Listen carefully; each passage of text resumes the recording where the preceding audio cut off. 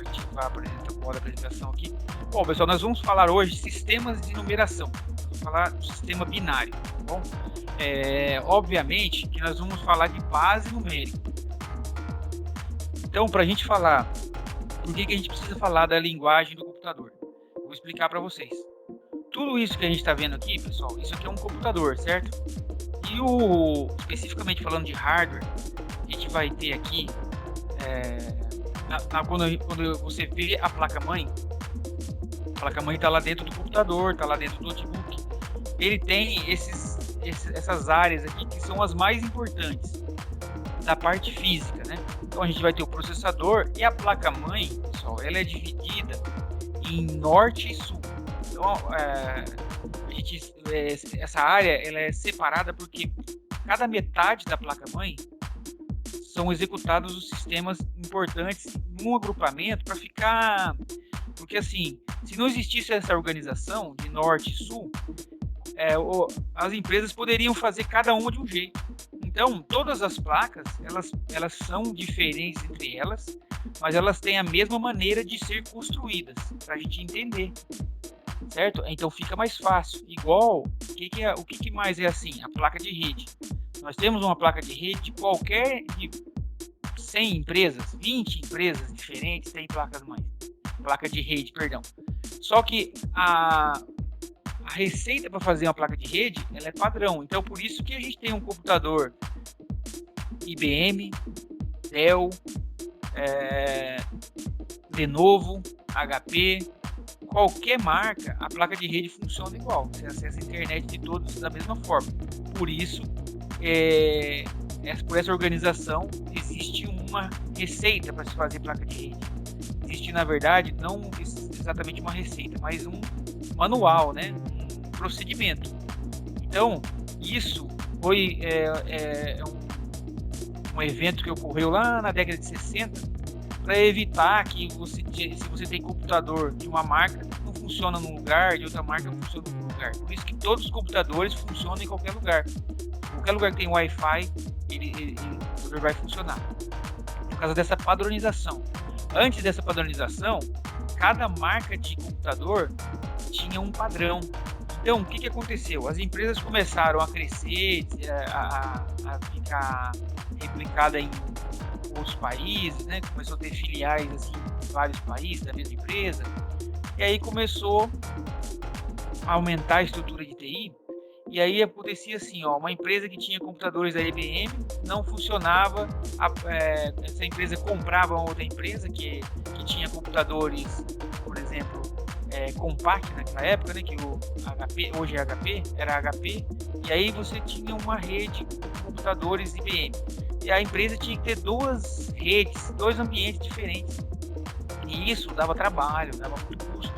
Então, a partir da década de 60, houveram alguns eventos em que foi feita a padronização do hardware, padronização e um pouco do software. Porque o que não é padronizado no software é aquilo que é uma construção para uma determinada empresa. Então, eu tenho uma padaria e tenho o meu jeito lá, eu tenho uma maneira de trabalhar diferente de outra padaria. Aí tudo bem, é concorrente. Mas para os computadores, eles são concorrentes também, tem diferenças entre eles, tá bom, pessoal? De desempenho, de qualidade, de material que é construído, mas como é feito tem que ser padronizado.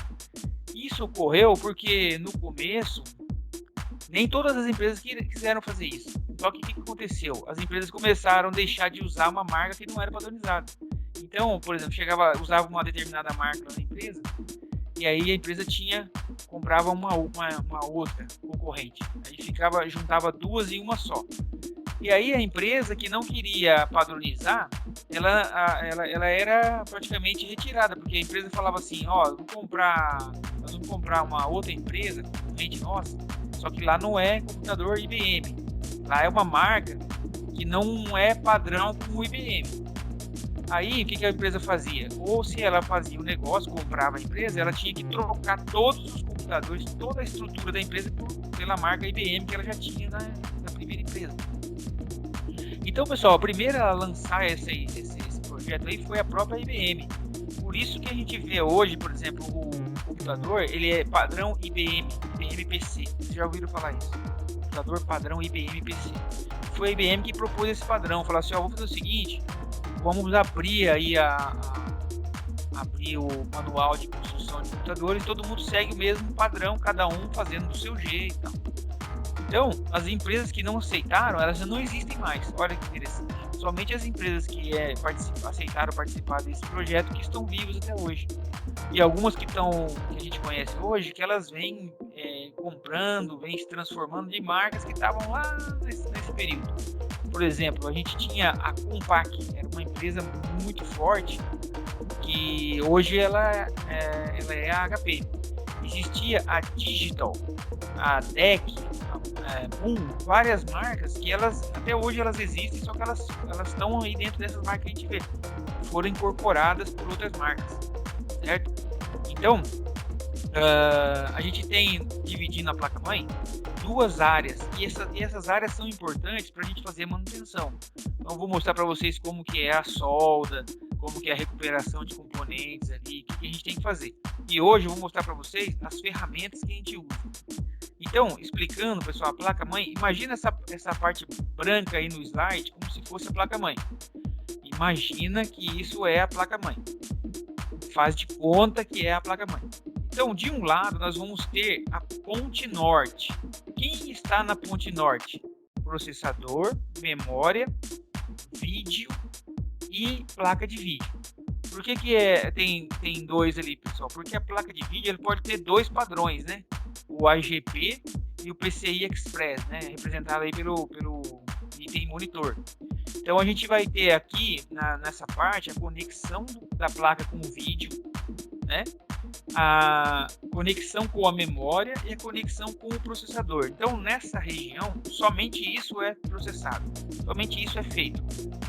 Então essa é uma maneira organizada que a placa-mãe tem para trabalhar no seu melhor potencial possível. E já na ponte sul, na outra parte, né, da placa, nós vamos ter quem vai estar ali? Os adaptadores, né, as tomadas USB que a gente tem lá na placa-mãe atrás ou na frente às vezes. O sistema de som, né, a placa de som, hardware e software de som, né, a placa de som embutida ali na placa, o driver, né, com o software dela instalado lá, que é o som, a conexão de rede e a conexão IDE. O que é a conexão IDE, pessoal? A conexão IDE, ela é a conexão do disco, né, do disco rígido que a gente fala, né, do HD. E outras conexões PCI. Então, se eu quero conectar ali uma placa para automação, uma placa para conversar com um Arduino, com um Raspberry, o que eu quiser fazer e for conexão PCI, eu vou conectar na ponte sul. Então, elas têm o que liga elas uma na outra? O que vocês acham que é? Ali são os barramentos, né? Que é chamado de bus, BUS, né? Bus, são os barramentos. O que são esses barramentos? São filetes de alumínio, né, e outros metais pesados que formam aquelas linhas que a gente vê na placa-mãe. É um tipo de metal ali, muito perigoso, né? Não pode... Tem que saber o que a gente vai mexer ali, porque tem metais pesados. E por que não faz muita manutenção de placa, pessoal? Porque é perigoso.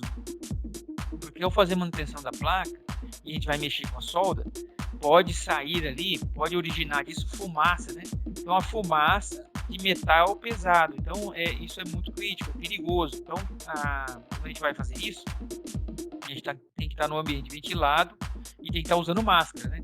Não pode inalar aquela fumaça ali.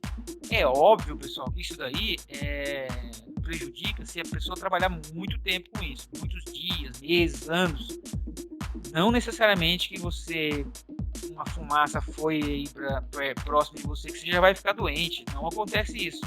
É somente com uma exposição muito, muito longa, né? Por muitos meses, por bastante tempo. Então não é. O negócio do raio-x?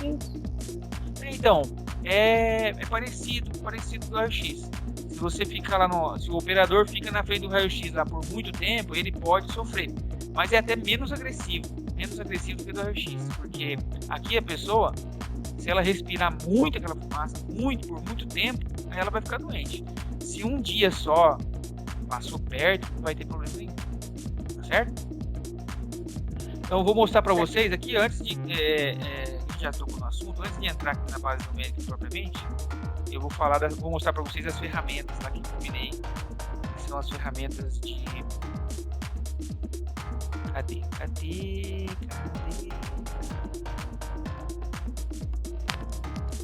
Mas, ô, professor, e o que Oi. que é aquela ponte sul e a ponte norte? Então, elas são dois chips que são conectados aqui, ó. Tudo isso é conectado nela, tudo isso é conectado nela. E ela divide a placa-mãe. Controla os negócios. Então, exatamente. A ponte sul controla esses dispositivos aqui, a ponte norte controla esses dispositivos aqui. E o processador coloca instruções para todo mundo. E a instrução que o processador for para cá, vem aqui. E a instrução que o processador fizer para cá, passa por aqui, ó. Aparecendo na tela. Não, peraí. Prof, isso que eu ia falar. Peraí que eu tirei o compartilhamento. Peraí que eu já vou voltar lá. Parará, parará.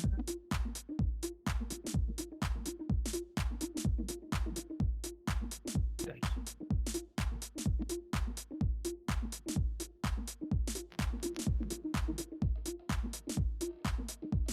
Aqui, voltei aqui.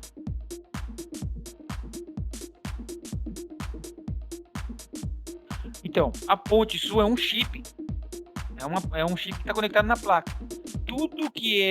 Toda a instrução para esses itens aqui de baixo vem do processador, vem pelo barramento aqui da ponte norte, vem por esse barramento aqui, ó, que interliga os dois, ó, que tem a capacidade de 266 megabytes por segundo. Não é megabits igual de rede, entendeu, pessoal? É megabytes. É um tráfego muito alto, né? Capacidade alta. Então tudo que o processador dá de instrução para cá Professor, vem direto aqui. Oi, eu não tô vendo a sua tela. Você tá compartilhando? tô compartilhando, não tá aparecendo agora? Não. Ah, Tá aparecendo, pra mim tá aparecendo. então acho que deve estar chegando aí pela internet. Ah, beleza. Ô, professor, daí a instrução sai do processador, mas ela fica armazenada na memória RAM, e passa, na verdade, pela ponte norte, vai pra memória RAM, depois vai e passa pra ponte sul. Isso, só que não é a memória RAM, certo? É a memória principal, é uma memória que tá aqui junto com o processador, que fica junto com aquela cache lá, sabe? Sabe a memória cache? Cache do processador? Isso, é ali que ele fala, ele vem pra cá, ó, aqui, por exemplo, no processador, ele tem uma própria memória interna, não é uma memória que a gente mede assim igual a RAM, entendeu? É uma memória só para instrução, então ela é pequena. Aí fora a gente tem a cache do processador. O que ela faz? Ela reserva, ela salva as últimas operações do processador, para ele não precisar trabalhar de novo. E aí, por exemplo, aqui, ó, toda a operação que é feita aqui no processador, ela sai daqui. Aqui tá esse item representando o processador, mas aqui, pessoal, aqui, na verdade, a gente tem que chamar. Depois nós vamos ver separado o processador. Por isso que aqui está em macro, tá? Tá em geral. Aqui vai ter 3 itens, que é o processador propriamente dito, a unidade lógica aritmética responsável pelo cálculo e uma memória que fica dentro do processador.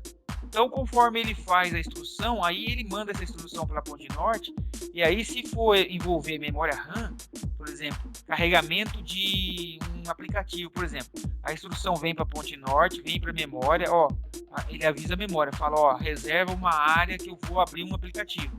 Aí ele vem até aqui, ó, e vem até o IDE e dá um início num arquivo, que é basicamente quando você vai abrir um aplicativo, ele aciona um executável.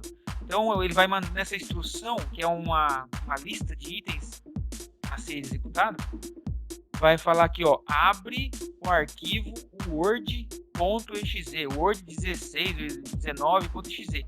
Aí essa instrução vai voltar para cá e vai voltar para a memória RAM, para ela poder ser aberta. Aqui vai estar acionando, ó, dispositivo de vídeo. Olha, monitor, eu vou apresentar agora um aplicativo que foi solicitado, é o Word. Prepara aí. Ele abre o USB, está trabalhando nesse momento que você está clicando com o mouse. A rede, por exemplo, acabou de ser acionada, porque vamos dizer que você baixou esse arquivo de um e-mail ou da internet, propriamente dito. Então a instrução, pessoal, ela é muito ampla, né? Então ela nunca vem assim, faça isso, faça aquilo. Sempre vem um monte de coisa, né? Tudo detalhado. Mas nós vamos ver depois esses itens separadamente. Tá bom? Vamos ver como funciona tudo isso. Nós vamos ver como funciona a instrução. É óbvio que a instrução, pessoal, ela é milhões de segundos, de centésimo de segundo. É muito mais rápido do que um piscar de olho, 100 vezes mais rápido que piscar o olho. Mas nós vamos ver de uma forma bem lenta, sequenciada, simulando da mesma forma que o computador faz de verdade. Tá bom? Que a gente não consegue fazer no mesmo ritmo, né? Nem perto. Tá entendido? Até aqui tudo certo? Pode falar. Que eu lembro que quando eu fazia o curso de rádio, meu professor falou bastante que a cor da placa-mãe às vezes está associada à marca, e assim, a marca geralmente faz de uma cor. Estaria relacionado a essa padronização? Não, aí já é um item mais assim, por exemplo, tá mais relacionado ao marketing, sabe? Porque assim, existem por exemplo, nos componentes, nós vamos ver, acho que agora que eu vou passar o material aqui de ferramentas, se não me engano tem lá. Por exemplo, capacitor é um item. O que é um capacitor, pessoal? É um item que ele guarda internamente um pouquinho de energia. Vou dar um exemplo para vocês, capacitor, para vocês entenderem. O ventilador. O ventilador, quando a gente liga, como que ele dá o arranque? Vocês têm noção? Quem que faz assim, opa, tem energia aqui, vou ligar, vou dar um arranque nele. A energia elétrica, teoricamente, não teria força para dar um arranque do nada, assim, porque teria que acumular um pouquinho de energia e depois consumir, concorda? Igual, por exemplo, pensa no motor com combustão. Para o carro funcionar, você não tem que ter gasolina só lá no tanque, tem que ter gasolina já no motor. E se a gasolina não estiver ali no motor, o que acontece? Ele não consegue começar a queima. Como que a gasolina vai lá pro motor? Porque você acelera, você pisa, o carro está sem gasolina. A gasolina dá uma pisada no acelerador. Quando você faz isso, a gasolina vai lá no motor. A gasolina chegou no motor. Aí você dá a ignição acende uma chama muito pequena e pega fogo no combustível. Então, o motor do ventilador, por exemplo, o portão eletrônico lá, ele não tem essa gasolina lá para queimar, ele não tem essa energia para queimar. Aí existe o capacitor. O que o capacitor faz? Ele tem dentro uma bobina de cobre, fiozinho de cobre enroladinho. Esse fio de cobre ficando enrolado, ele consegue armazenar energia. Energia parecida com essa energia estática que a gente tem na mão. Sabe quando a gente põe a mão no metal da choque? Já viram isso? Então, essa energia, ela é igual aquele choquinho que dá na nossa mão, porque todo ser vivo... Sim, tá ligado. Então, o ser vivo, ele consegue, ele armazena energia. Então, o ser vivo, o ser humano, os animais vivos, eles carregam um pouco de energia eletrostática, uma energia bem pequenininha, que é no resultado é um fenômeno físico, né, de energias que tem no nosso corpo, que a gente tem o tempo todo, o nosso corpo está funcionando, tal. Então isso gera uma pequena energia e o capacitor, ele consegue guardar um pouquinho de energia. E aí quando ele é acionado, ele usa essa energia para funcionar. Então o capacitor, ele pode ter cores, sim, porque ele pode ter cor pela capacidade, pela especificação, e tem outros transistores pequenininhos, que é uma bolachinha, parece um confetezinho, que tem 2 ferrinhos assim, também armazena energia. Então quando, por exemplo, o capacitor no motor, na placa do motor portão eletrônico e do ventilador de teto, que são usados aqui para exemplo, ele guarda essa energia lá. Então quando você aciona a energia elétrica, ele não tem energia para subir, mas o capacitor guardou um pouquinho de energia, então o capacitor dá um arranque. Depois do arranque, primeiro giro ali do motor, a energia entra subindo e ele vai consumindo a energia e vai funcionando, certo? Então, basicamente é isso, pessoal, basicamente é isso. Mais alguma dúvida, pessoal? Vou mostrar aqui as ferramentas. Não, professor, tá de boa. Então, vamos lá, vou mostrar para vocês as ferramentas, para vocês terem uma ideia, e depois nós vamos mexer nisso aqui depois no laboratório. Deixa eu achar aqui o Power... Não, agora não é PDF. E esse material eu vou colocar lá no Google, tá, pessoal? Para vocês terem acesso.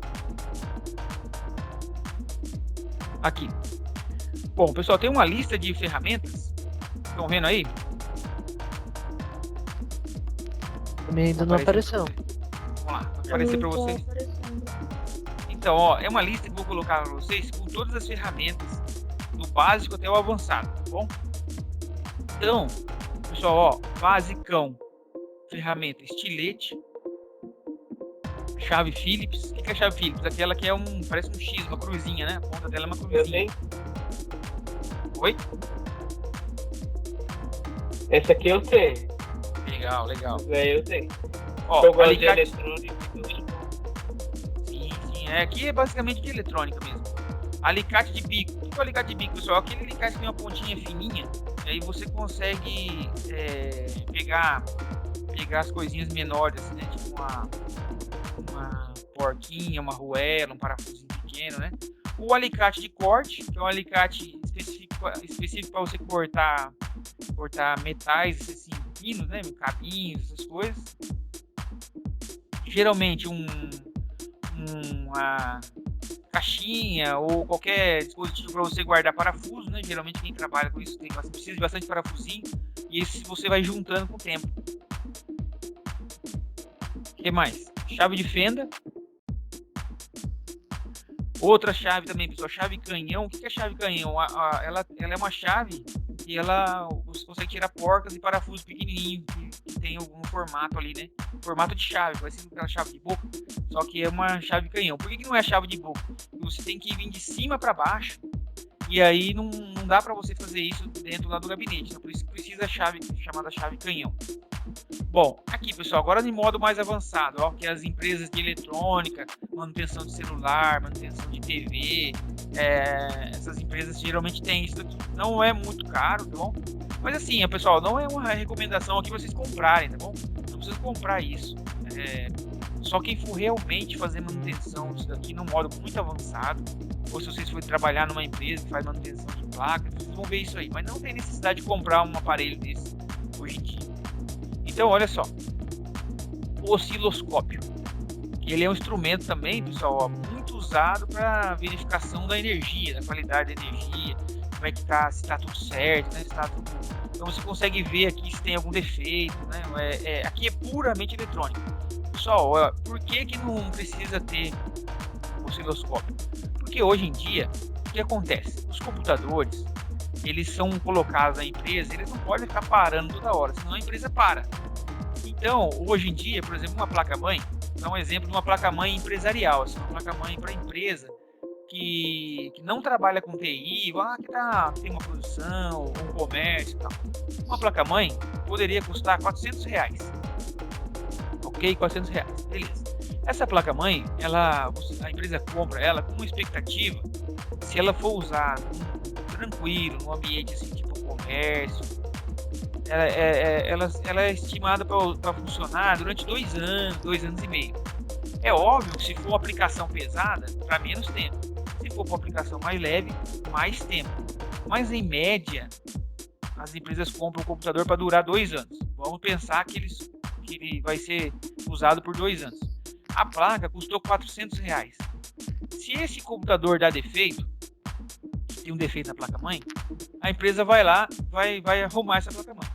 Aí deu defeito. Primeiro, que vai ficar alguns dias parado esse computador, o que não é legal, porque o funcionário precisa trabalhar todo dia. Então vai ter que ter um computador de reserva. Aí vai mandar esse computador para uma empresa de manutenção. E lá, vamos dizer que a empresa cobre R$80 ou R$100. Então, vou usar o valor de R$100 para ficar um exemplo mais fácil. Então, olha só, se a gente dividir R$400 por 4, a gente vai ter o valor de 100. Então, significa que eu vou gastar 1/4 do preço dessa placa, e essa placa, esse computador vai ficar parado por 3 dias, assim, sendo muito otimista, a empresa sem serviço. Vai ficar parado por 3 dias. Aí, onde está o problema de fazer essa manutenção? Não teria problema nenhum, mas a questão é assim: quando eu fizer a manutenção dessa placa e pagar R$100, qual é a garantia que eu vou ter que ela vai completar os 2 anos? Então, não é muito interessante para as empresas hoje.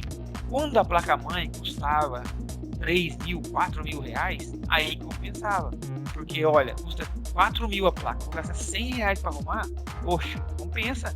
Compensa eu ficar até 2 dias sem computador. Mas hoje em dia, com o preço tão barato que tá, a empresa não compensa ela fazer essa manutenção.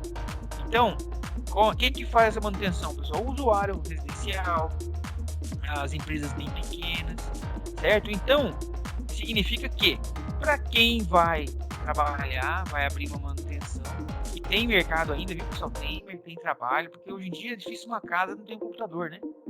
Difícil uma casa não ter um celular. Então, quem faz manutenção sempre vai ter trabalho. Então, vai ser o osciloscópio usado mais em oficinas. Aqui tem as especificações e tal, né? Onde tem isso aqui, pessoal? Faculdade de Engenharia Elétrica sempre vai ter no laboratório. Ó, o multímetro, pessoal, aqui fala multiteste, mas é o multímetro, tá bom? O multímetro a gente vai aprender a operar também. O que ele faz? Ele mede as tensões, né? Então, o multímetro, você pode colocar ele na função correta, você pode medir a tomada da casa, né? Por que eu vou medir a tomada? Porque se a fonte tiver chaveada ali, né, para 110 ou 220, você vai precisar verificar. Então, aonde é 220 é muito perigoso, porque se a gente coloca a fonte 110 numa tomada 220, ela vai queimar. E ela queima instantaneamente, pessoal. Ela não manda sinal. Ela geralmente dá até um estouro, né? As de hoje em dia ela dá um estouro bem baixinho, mas faz um barulho assim, tá? Às vezes até para assustar. Na minha vida profissional inteira, fui muitos anos, né, pessoal? Trabalhei com manutenção de computadores, assim, como analista de suporte, né? Arrumando computador dentro de empresa. Na minha vida toda, eu, por muito pouco, não passei sem queimar nenhuma, mas eu queimei uma fonte apenas, mas assim, não foi por acidente, né? Eu perguntei para uma pessoa assim, aqui é 110? É 110, é 110. Tem certeza? Tem, mas você tem certeza absoluta? Ah, cara chato, tô falando que é. E eu coloquei, era 220 a tomada e explodiu a fonte. E a fonte, pessoal, se ela for muito boa, ela queima o fusível, ela tem um fusível. Professor, a Bianca Oi. falou que não tá vendo a tela. É mesmo? Mais alguém não tá vendo? Será que caiu a internet aqui? Pra mim tá vendo. Vou Bom, diminuir pra um mim eu tô pouquinho. conseguindo Eu ver. tô vendo. Tá, eu tô vendo. Então, vou seguir já, Bianca, depois você vai ter o material, aí vai ficar bem tranquilo. Mas é assim, ó, tô falando do multímetro. Então, o multímetro, você vai conseguir medir na placa-mãe, por exemplo, quando é a tensão de alimentação do HD, por exemplo. Por exemplo, a memória. O computador, a memória não está funcionando. Quando a máquina está ligada, eu coloco o multímetro devidamente protegido, para não dar curto-circuito na placa, eu consigo ver a tensão na memória. Então, vamos supor, o computador queimou a memória. Aí vai para você lá, fala, queimou a memória, você vai lá e troca a memória. Aí o usuário chega em casa, olha, eu troquei a memória com você, que passou 2 dias e queimou de novo. Ah, você vai pegar, vai olhar a tensão que está passando naquela placa, vai olhar no manual da placa-mãe, a placa-mãe vai falar lá, olha, a tensão aqui é 1,2 volts só que pode ter. Aí você vai medir lá, não está passando 1.2, está passando 1.6, está passando 1.8. Aí você vai ver, ó, alguma coisa nessa placa está com sobrecarga. Aí tem que rever os pinos, os parafusos, o que está acontecendo. Então, através do multímetro, você vai ver a tensão e a alimentação de vários itens. Então, ele tem uma regulagem que você consegue adaptar ele para tomada, para corrente contínua, para corrente alternada, que é o AC e o DC, pessoal. Que é o corrente alternada, né? E a corrente que é a corrente da tomada, né? A corrente da tomada e a corrente da pilha, por exemplo. Essas que são as tensões que a gente tem. Então, o da pilha, ela não é constante, né? E a da tomada, ela é constante. Isso é falando da onda, né? Da onda da energia. Mas isso aqui, pessoal, eu tô falando para vocês assim, a título de enriquecer aqui nossa conversa, tá bom? Isso aqui é muito simples, é um aparelho bem simples de usar, você vai ver qual a tensão que você quer medir, se é corrente alternada ou não, vai configurar aqui rapidamente e colocar os dois, ele vem com 2 pinos para você testar lá, que a tomada tem dois furinhos, né? Então você vai testar ali, ver se tem energia passando, ver tudo certinho, se está tudo ok, fazer vários testes. Borracha, vai precisar uma borracha, daquela borracha azul e vermelha, tá bem botado aqui, mas aquela borracha de vermelho e azul. Para que serve essa borracha, pessoal? Para poder você tirar a espécie de ferrugem que dá nas placas, que é conhecido como zinabre. Em alguns lugares que zinabre é um palavrão, em alguns lugares zinabre é apelido, mas o zinabre... Oi? Vocês tiram com borracha? Faz uma limpeza com borracha. Você pega ali a placa, né? Muito usar para limpar a memória RAM. Sabe aquele onde faz o contato? Oi? Eu ia falar exatamente isso agora, que meu primo, né, ele fez curso de informática também, daí eu tava com problema no meu PC, ele teve que fazer isso aí, ele limpou a memória RAM com a máquina, daí deu vídeo. Sim, olha só. Veja bem, o que acontece? O computador fica na nossa casa ali o tempo todo. E a temperatura sobe, a temperatura baixa. Então tem umidade do ar, durante o dia é mais baixa, durante a noite é mais alta. Tempo de frio, tempo de chuva. O que acontece com o metal, pessoal, ele vai fazendo o processo de enferrujar, né? Que é oxidação. Então todo metal ele oxida. O que é oxidar? Oxidar é enferrujar, né? Então ele começa a enferrujar. Só que ali os componentes eles são de metais de qualidade, né? Então ali tem ali o zinco, o cádmio, tem o cobre, né? Muito visado por bandido, que para vender ele custa caro o quilo, né? Então bandidos roubam muito cobre. Então, como que faz para limpar ali, pessoal? Não tem. Alguém fez um teste lá atrás e percebeu. Você passa a borracha, essa borracha ela tira esse material que fica depositado ali.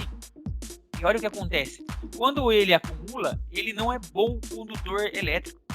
Então, ou seja, é como se você tivesse um condutor ali, um contato, tivesse uma sujeira, que não tivesse deixando passar o sinal eletromagnético. Você vai com a borracha, limpa aqueles contatos, vem aquela parte que encaixa, e se for esse o problema, volta a funcionar numa boa. Outro item, pessoal, que tem... isso daqui nós vamos ver no laboratório, tá bom? Tem umas memórias velhas, lá, estragadas, já própria para isso. E eu consigo passar borracha, ela se percebe assim, claramente. Isso foi.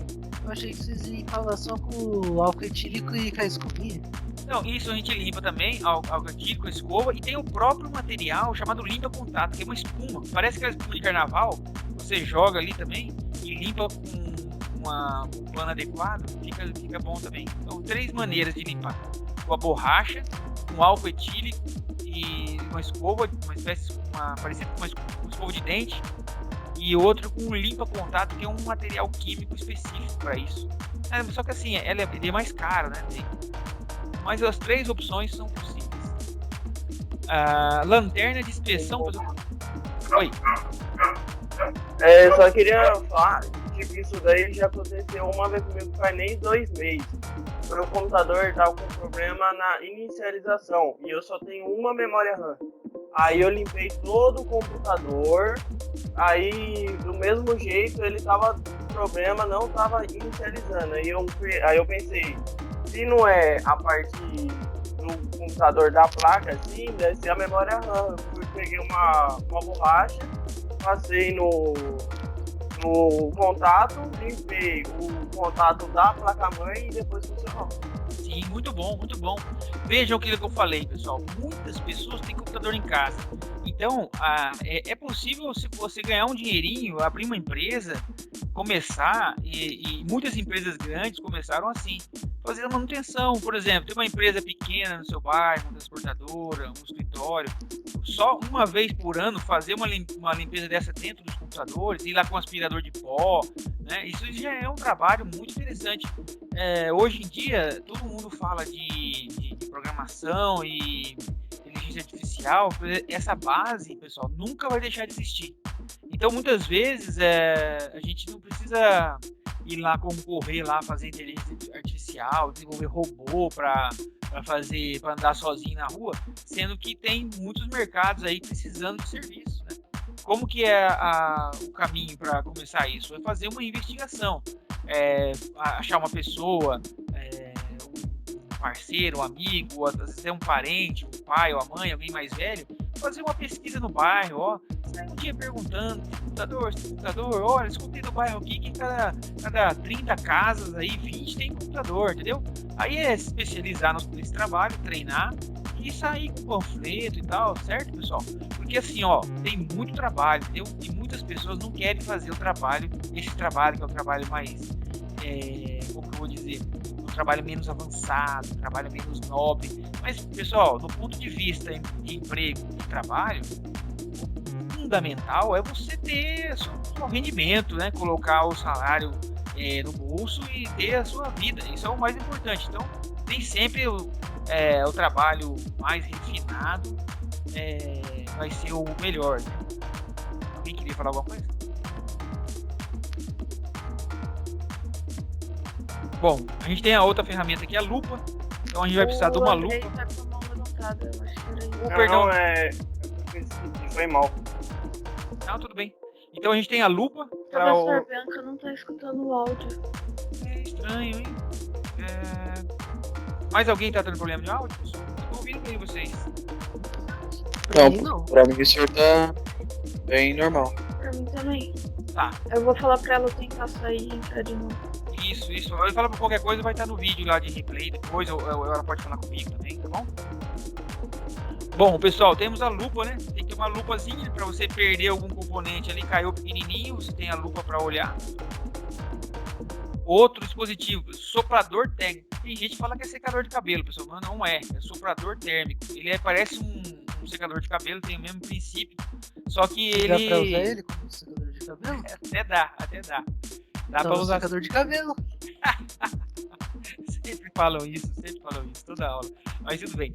É que assim, pessoal, ó, ele é industrial, então ele não tem aquele direcionador, tal, aquela coisa lá que o secador de cabelo precisa ter, aquelas abas assim, que aquilo ali ajuda, né, no cabelo ficar no esquema legal que o fabricante quer. Então ele é um soprador básico, ele tem velocidade só e nível de temperatura. Dá pra usar pra secar cabelo, sim. Bom, outro item que já não é mais tão caro, pessoal, o pincel, né? Pincel, é importante ter 2 pincéis, um maior igual a esse, um menorzinho também para achar lugares mais apertados, né? E tem lugar no Brasil que pincel chama pincel, e tem lugar que se chama trincha também. Trincha é a mesma coisa que pincel. Então se vocês olharem lá, trincha, vocês vão ver, é um pincel. A gente precisa de pinça, que é maior que aquela pinça que a gente usa em casa, que a mãe tem em casa, é uma pinça maior um pouco. E ela pode ser até mais de uma, pode ter uma pequena, uma média, uma grande, né, pessoal? Porque a pinça, ela é muito importante. Caiu alguma pecinha ali e tal, você tira com ela. O sacador de chip é uma ferramenta também usada para você retirar o chip ali, né? Vai precisar trabalhar junto com ferro de solda, mas é um sacador de chip, ele é usado para você retirar o chip. Você não pode pegar o chip ali com a mão, nem com o alicate, que pode estragar, né? Mas então tem essa ferramenta que serve como um sacador, que é como se fosse vou usar um exemplo, não é muito parecido, igual você tem o sacador de rolhas. Você tem aquele parafuso, né? Que você rosqueia ali na boca da garrafa e você puxa a rolha.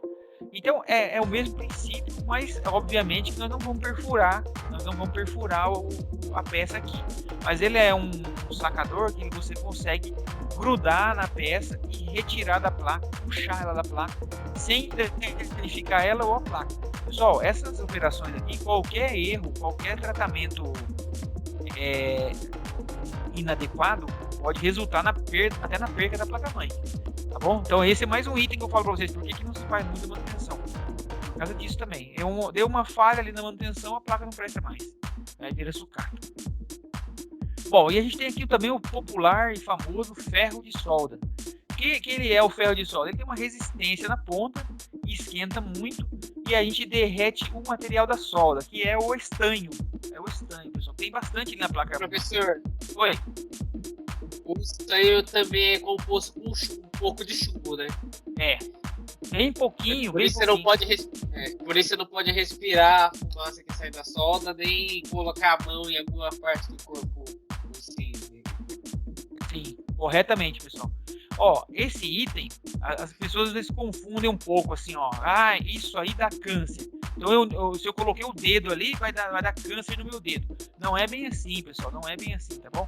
Ó, a gente colocou o dedo uma vez, 2 vezes, 3 vezes, lavou a mão, não tem problema. Como eu disse, é a exposição frequente. Quem faz isso todo dia durante muito tempo. Mas também, tem que pensar o seguinte. A gente não precisa ficar pondo a mão nisso toda hora. Quem trabalha com isso, geralmente usa luvas, certo? Então, o bem lembrado, o estanho, por que ele não faz tão mal assim? Porque ele tem um pouquinho de chumbo. Se ele tivesse muito, ele ficaria muito caro. Então, ele precisa ser um metal super barato. Então, ele derrete e aí ele derrete com a ponta do ferro, fica quentona, somente essa pontinha. Somente a pontinha fica Ô, quente. professor, mas Oi. daí não é o chumbo que é venenoso? Sim, é que o estanho, que nem o nosso colega falou, ele tem um pouco de quantidade de chumbo, entendeu? Porque o estanho ele é um metal, ele precisa do chumbo para grudar. Então ele tem um pouquinho, uma concentração pequena de chumbo para poder grudar. Então, e não sair mais. Então, por que ele não é um problema? Porque ele tem muito pouca quantidade. Se você já viu, por exemplo, assim, o chumbo de pescaria, tem gente que faz, é só você derreter ele. Só que por que usa o estanho e não usa o chumbo? Porque o estanho é muito mais barato. E ele é melhor condutor. Por isso, o chumbo é mais caro. Então, né, na indústria, se você tem um metal mais barato que o outro, fatalmente tem a mesma resistência, a mesma característica. Fatalmente, o mais barato acaba ganhando. Porque é uma questão de economia. Bom, então a gente tem o ferro de solda, pessoal, olha só. Não se aventurem a comprar, é baratinho isso aí, não tentem usar, se tem em casa, sem mais nem menos, tá bom? Tenha sempre supervisão de alguém que tenha experiência já, é muito simples de usar, mas é muito fácil também de causar acidentes, né? E a queimadura aqui é instantânea, então tome muito cuidado ao manusear esses equipamentos de solda, por favor, tá bom? Muito perigo de queimar, tem que estar, por exemplo, se está usando num local adequado, uma mesa, né? Especialmente de madeira ou emborrachada, para não usar isso perto de fonte de queima, ou fonte perto de papel, papelão, folha seca, essas coisas. Então tem que tomar muito cuidado. Professor, Oi. se eu dissesse que eu acho que é isso que a minha irmã usa que ela usava pra desenhar na madeira, fazer arte na madeira, assim? Sim, chama pirógrafo. Sim, é o mesmo princípio do pirógrafo. É o mesmo princípio, exatamente o mesmo. É uma resistência. Então como que é a resistência? É a energia elétrica, pessoal, aqui, ó, na ponta, e ela vai esquentando. E aí esse metal fica quentão e ele derrete o estanho. Aí o estanho derretido, você coloca ele onde você quer e ocorre a solda. Então é assim, pessoal, olha só. É um equipamento simples, fácil de usar. Que legal. Sempre lembrando isso aí, tá bom, pessoal? Tomar cuidado, isso é perigoso, pode se queimar. Isso aqui, se sofrer um acidente, pegar no olho, perde a vista. Pegar na mão, no corpo, queima na hora, tudo bem, mas não pode, por exemplo, olha só, esquecer ele ligado, aí ele fica lá no escritório, num lugar cheio de papel, fonte de material que pode queimar. Então é perigosíssimo. Então, assim, muita gente se machuca por causa de ser um equipamento simples, barato. Então, o pessoal fala assim, isso é bobagem, né? Vou usar lá, qualquer um usa. E qualquer um realmente usa, mas precisa ter cuidado. Ele geralmente vem muito simples assim, ele vem com esse dispositivo aqui, pessoal, com suporte, é um metal aqui, parece uma mola, então você coloca ele aqui, aí ele não esquenta, não pega fogo, não machuca ninguém. Olha lá, ó, o item aqui, pessoal. Se ele fica, ele tem que estar sempre assim, o ferro de solda, né? Tem que estar sempre desse jeito, nunca desse jeito desgastado, né? Não pode desgastar. Então tem um recado aqui que fala, nunca deve Não pode lixar. riscar o ferro de solda, não pode riscar o ferro de solda, senão a solda começa a grudar, né? Exatamente. Aí a solda gruda nele e não gruda onde você quer mais. Bom, aqui tá falando de manutenção de ferro de solda, mas é só limpar ele direitinho, né? Com espaguete que fala. Aqui tem as chaves, ó. As chaves pra gente usar aqui também.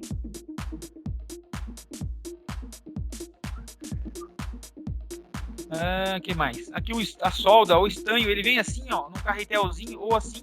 O meu é assim, que eu uso aqui, que a gente vai usar. Tem vem assim, dessa forma. Tem um que é uma bobininha, assim. Então ele vem aqui, você desenrola ele e esquenta, derrete e coloca lá onde você quer soldar. Unir lá 2 itens lá que você quer. Bom, a solda ela ocorre dessa forma aqui, pessoal, ó. Você derrete. Aqui só um exemplo aqui, basicão, pra gente ver aqui, ó. Você derrete ela, une os 2 metais que você quer, aqui no caso, ó. Ele tá soldando esses 2 metais aqui, ó. O estanho chegando aqui. Ele quer soldar esses 2 metais aqui. É muito simples, como eu falei pra vocês. Existe um equipamentinho baratinho, simples também, para retirar a solda. O que você faz? Vai com a ponta do ferro de solda, derrete a solda, e aí você vem com esse equipamento. Exatamente, como se fosse uma seringa. É igual a sua seringa, lembra de uma seringa de injeção? Você vai lá, coloca na pontinha onde o estanho está líquido, puxa, aí o estanho cai para uma câmara aqui dentro. Depois você pode até reaproveitar ele, jogar fora. Certo? É um aparelhinho, bem simples, baratinho. Bom, aqui tem uma instrução, pessoal. Depois vocês podem olhar no material como usar corretamente o ferro de solda. Tá bom? Vocês veem depois mais detalhes. Acessório do ferro de solda. É isso aqui que nós já mostramos, né? Que é uma basezinha. Porque se não tem isso aqui, onde eu vou colocar o ferro de solda? Se a mesa é emborrachada, vai queimar a mesa. Se for de madeira, vai queimar a mesa. Ele fica aquele... Parece pirógrafo, né? Parece aquela arte de ferro quente. Existe também a pasta de solda, né? Para você trabalhar, fazer limpeza também. Existe também, pessoal, pistola de solda. Ó, pessoal, estudo isso aqui, falo sobre isso aqui. Nunca vi nenhum laboratório na minha vida com essas pistolas de solda. Eu já vi fábrica de placa-mães. Que hoje tem aqui no Vale do Paraíba, nem tem mais. E ela fica em Campinas. Uma empresa lá fica lá em Hortolândia.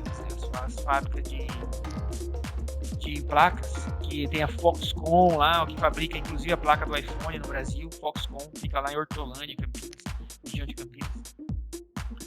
Bom, a estação de trabalho, então aqui, pessoal, ó, aqui a gente pode ter aqui mais para controle de vazão de ar, né? Então aqui isso aqui também é raramente usado, né? Tem a marca aqui, o site para vocês entrarem depois. Então ele consegue fazer a retirada da solda de uma forma assim, não é manual, né?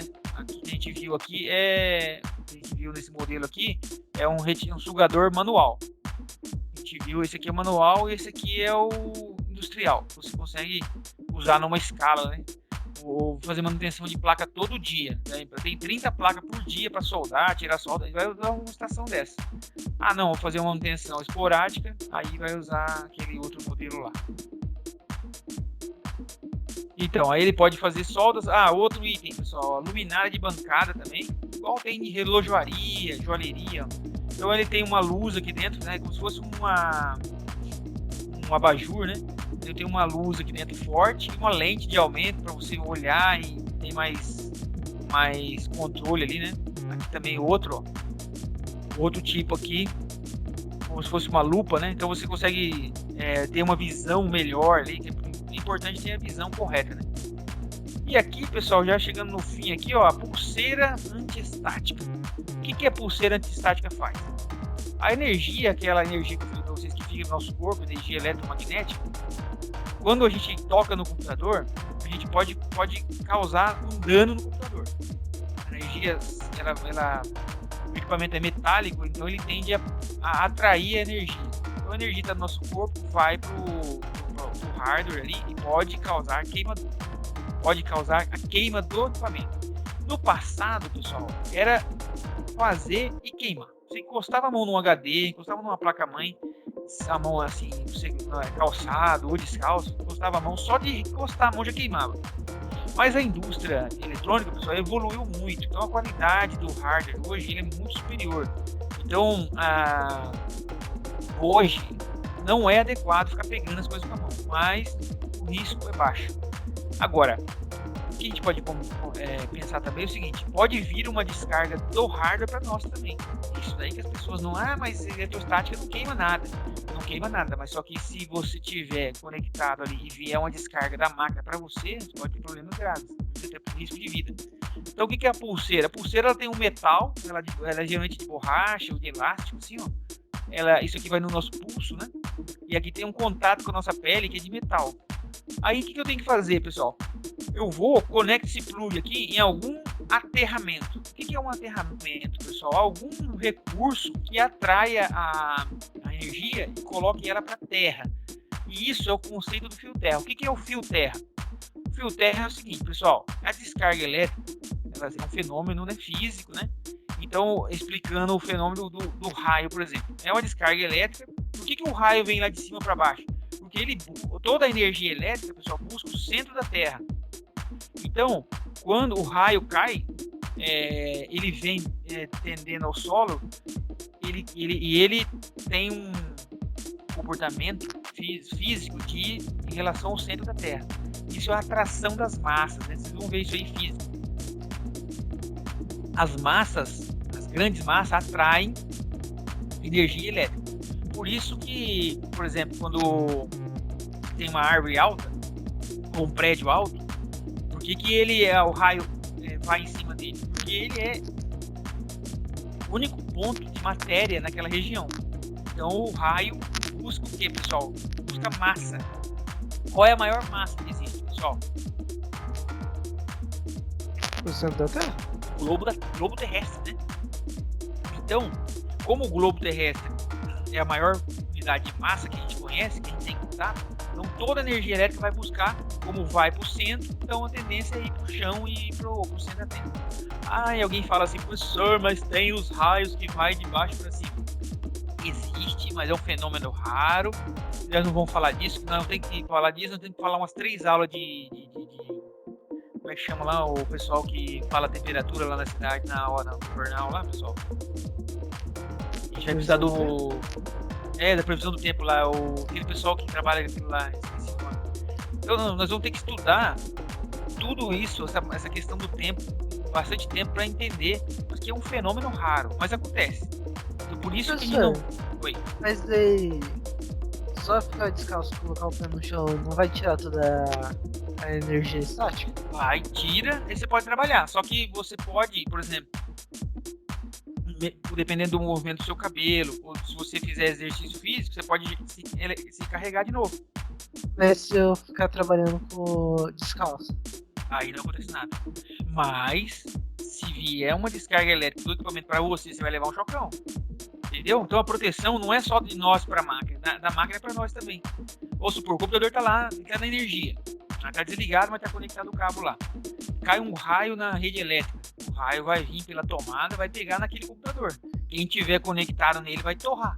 Agora, se você tiver uma pulseira eletromagnética, você pode ter sobrevivido. É óbvio, pessoal. Professor? Não, sim, mas tô falando aqui, pessoal, de um acidente, tá bom? Não vamos levar em consideração. Ninguém vai ficar mexendo com hardware, computador na tomada um dia de tempestade, né? Isso nós estamos falando aqui de fenômeno raro que existe, mas é longe da realidade. Certo? Opa, alguém tá chamando aí. Nossa, Bom, professor, foi mal, não vi que meu áudio boa, tava ligado. Não tem problema. Professor, Oi. mas daí você usa o símbolo, não a pulseira? Você não pode... Usa aquela pulseira lá, nunca vai ter problema pra você nem pra máquina. Aqui uma estação de solda profissional também, pessoal, olha só. Ela vem com tudo já completo, ó. Tem até uma banheirinha aqui, ó, pra você fazer a manutenção da solda, né, pra tirar tudo. Então aqui são esses equipamentos aqui, pessoal. Onde nós vamos achar esse equipamento aqui, pessoal? Em empresas mega especializadas em hardware, só faz isso. Certo? Então é muito raro, é difícil. A gente, como eu falei pra vocês, a placa-mãe a gente conserta ela, não tem garantia nenhuma que ela vai durar 1 ano, não vai 2 anos, nem 6 meses. Então, no risco, é melhor vender ela e comprar uma nova. O prejuízo que pode causar o computador parado é muito maior do que o custo da placa. Então, vamos supor, o computador está na linha de produção, vai entregar vai entregar aí uma remessa de um item que a empresa produz lá. Com certeza, ficar parada a produção é mais caro do que a placa. Então, é mais barato comprar uma placa nova, ter sempre computadores novos. Por isso que as empresas trocam tempos em tempos de computadores. Ela não vai esperar o computador começar a dar problema. Oi? Mas eles trocam os computadores. O que eles fazem com as placas antigas? Porque não faz sentido pegar o que se pagou e simplesmente jogar fora. Então, tem empresa que vende, tem empresa que doa, tem empresa que manda reciclar, entendeu? É que depende muito de empresa para empresa. Tem empresa que doa, tem empresa que faz leilão, tem empresa que vende isso como sucata mesmo. Porque assim, pessoal, o computador, a empresa, para tudo na empresa tem um negócio chamado depreciação. Ou seja, tudo que a empresa compra, cada dia que ela usa, ele passa a valer menos. E o quanto aquele equipamento trouxe de resultado para a empresa, vai fazendo ele valorizar mais ainda. Por exemplo, eu compro um carro zero hoje, 40 mil, nem tem carro 40 mil mais. Aí amanhã ele vale 39, meio do ano ele vale 35. Para a empresa é diferente, a empresa isso é mais forte. Então se a empresa compra um carro de 40 mil hoje, dependendo do que esse carro faz, se esse carro traz negócios para a empresa, ele pode ser que daqui a 6 meses ele já não vale mais nada. Só por quê? Porque a empresa já pagou ele. A empresa ganha tanto dinheiro com aquele carro trabalhando que ela pode trocar ele daqui a um ano já. Vale a pena já, entendeu? Então é diferente o uso pessoal do uso empresarial. Então no uso empresarial chama depreciação. Cada dia que passa, com a empresa vai ganhando dinheiro, aquilo já está pago. Porque é diferente para a gente como pessoa física. Eu compro um carro, ele está aqui. Eu não estou usando ele toda hora. Eu uso ele, então ele não traz dinheiro para mim, ele é só despesa. Agora para a empresa não. Enquanto aquele carro está funcionando, a empresa está entrando dinheiro, certo? Por isso que a gente precisa tocar nesse assunto. E aqui por último, pessoal, suporte de placa-mãe, ó. Também aqui, isso aqui encontra em fábrica de empresa de placa. Aqui você parafusa a placa aqui, ó. Aí com essa lente aqui, parece uma lupa, você faz a operação nela, então você consegue ver bem ali a placa para fazer manutenção e tal. É mais ou menos isso. Bom, pessoal, mostrei as ferramentas aqui. Agora, a gente vai começar na próxima aula. Vou só fazer uma introdução rápida aqui de 1 minuto. Nós vamos trabalhar com o sistema de numeração. Nós vamos explicar primeiramente o que é o sistema decimal. Que ele vem, né, pessoal, de um sistema natural. E é... vocês estão vendo o compartilhamento aí? Pra mim ainda não apareceu. Peraí. Pra mim ainda tá na imagem do MSP. Tá bom. Só para encerrar aqui, pessoal, eu vou fazer uma explicação rápida aqui do que nós vamos ver na próxima aula. Então tá aqui, pessoal, ó, sistema de numeração. Tá aparecendo aí, sistema binário? Base. Então nós vamos começar estudando a base decimal. O que é a base decimal, pessoal? É o que nós aprendemos desde os primórdios da humanidade. Então nós temos 10 dedos, né? Por isso que é 10. Então tudo que a gente usa é na base 10. Então, da onde vem o... Aí, vamos supor, a gente fala do dígito, né? Fala do dígito. Dígito vem de dedo. E algarismo, pessoal. Algarismo é o matemático que criou esse sistema, é um indiano chamado algarismo. Algarismo, blá, blá, blá, blá, blá, não lembro mais. Algarismo. Então, em homenagem à criação dele, foi dado o nome algarismo, certo? E outra coisa, pessoal, a operação dos algarismos, então, olha só, por que o número chama algarismo? É homenagem ao criador do sistema. Por que o sistema é decimal, que vem de 10? Porque nós temos 10 dedos, e o ser humano começou a contar usando os dedos, né? E, por último, o cálculo. Quando eu faço contas, eu falo cálculo, né? por que é cálculo, pessoal? Porque cálculo é pedra, significa pedra. E quando a pessoa tá com pedra no rim, ela não fala assim, minha tia tá com cálculo renal. Fala isso? Pedra no rim. Então, o cálculos é uma pedra. Cálculo é uma pedra. Então, o ser humano, quando começou a contar, pessoal, lembrando da história e geografia, o ser humano era nômade. Então, ele vivia viajando, caçando. Aí, com a necessidade de muita comida, começou a surgir a lavoura. Então, o ser humano começou a deixar de ser nômade.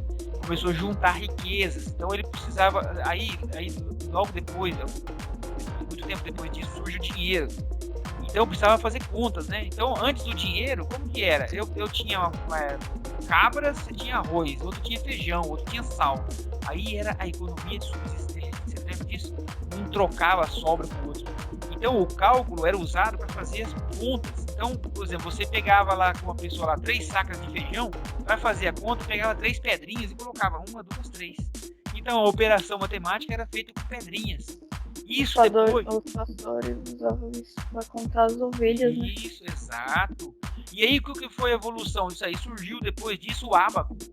Todo mundo conhece o ábaco, aqui tem as pecinhas, você vai virando assim do lado. Geralmente até um brinquedo de criança. Mas o ábaco é um instrumento muito importante. O ábaco, pessoal, é a nascente, é a estaca zero do computador. O computador hoje ele vem de uma base do ábaco lá no primórdio da humanidade, né? Muitos anos atrás. Então, pessoal, nós vamos começar a ver a base decimal. Vamos entender a base 10, como são os números. Professor, tá travando pra mim. Acho que já vai voltar já. Peraí. Mexi aqui, peraí. Voltou? Sim, mas sua imagem tá parada. Então tá, já vai voltar já. Então, pessoal, vamos encerrar por hoje aqui, tá bom? No sistema decimal. Agora, na próxima aula, a gente vai entender melhor o decimal, entender o número, o que é o número 100, 110, 120, vai recapitular as unidades, dezenas, centena e milhar.